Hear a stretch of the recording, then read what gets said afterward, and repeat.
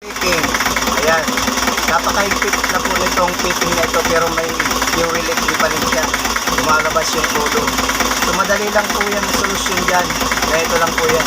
Siyempre i-off muna natin yung makina. Ka-off natin ang makina, luluwagan natin to, tatanggalin natin itong fitting. So ayan po, natanggal na natin itong fitting.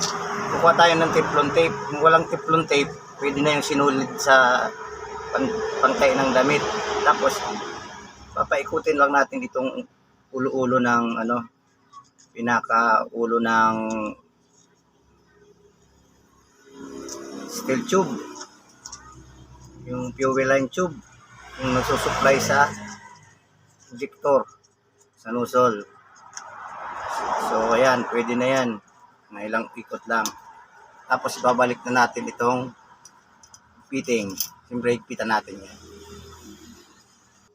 So higpitan na natin to para lang ito sa mga baguang mekaniko at saka sa mga sasakyan na diesel, para hindi na po kayo pumunta sa mekaniko or sa calibration. Ganyan lang pong gawin nyo para hindi na kayo magastusan.